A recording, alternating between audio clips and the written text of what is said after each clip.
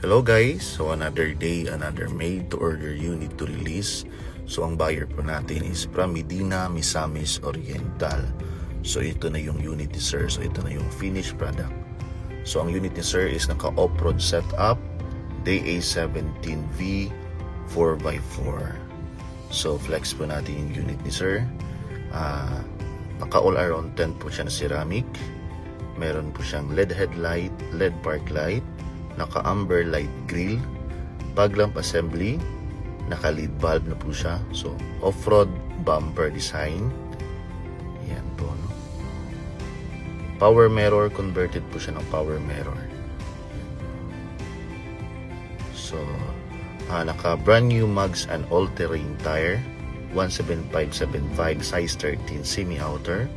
Meron siyang fender fiber with stainless bolts. So, sa ngayon po, ang ginamit natin is all-terrain tire. So, yung mga previous off-road setup natin is mud-terrain tire po siya, no? Yan po. Meron siyang rain visor, naka-heavy duty roof carrier. Yan po. So, check naman natin yung sa likod. Meron siyang spoiler. Meron siyang steel strip board, backing camera.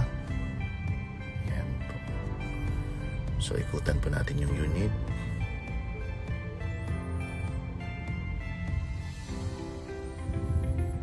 Yun.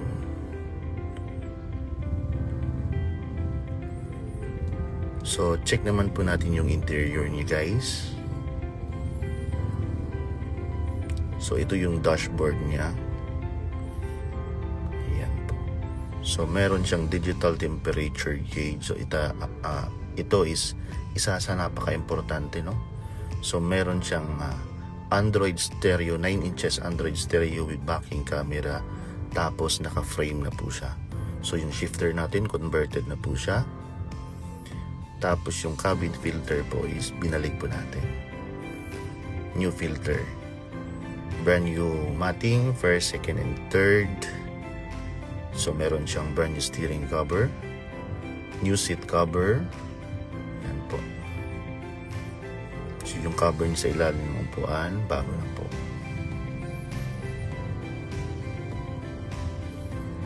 So, ang unit po natin, ang unit po natin is straight set lang po siya, no? So, nilagyan ni buyer ng detachable headrest.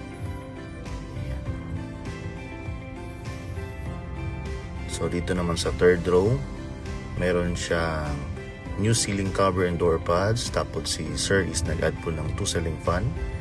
Meron siyang extension back seat with backrest. At the same time, pwede po siya gawing storage box.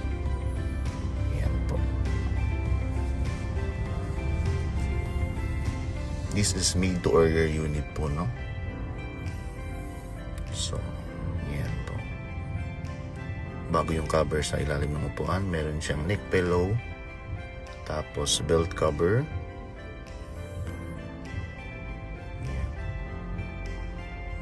Tapos nag-upgrade din ng horn. So, you converted to power window yung unit natin. Ayan.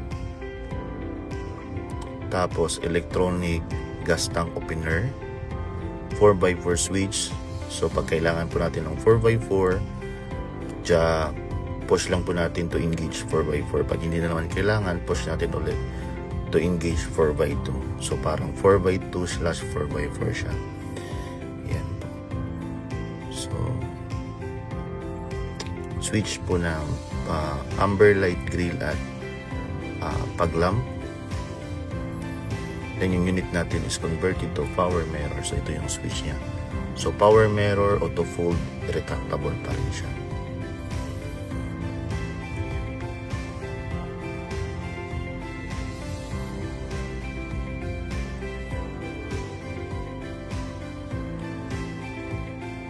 So, syempre yung unit natin is naka-engine cleaning po siya, no?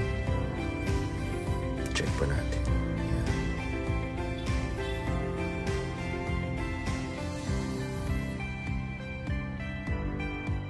So, yun lang po guys. Thank you for watching. Gawang QM Works. Luzon, Visayas, pati Mindanao. Hatid ay kalidad, saan ka man pumunta, tumahimos, tapat at may prinsipyo. Minivans na maasahan,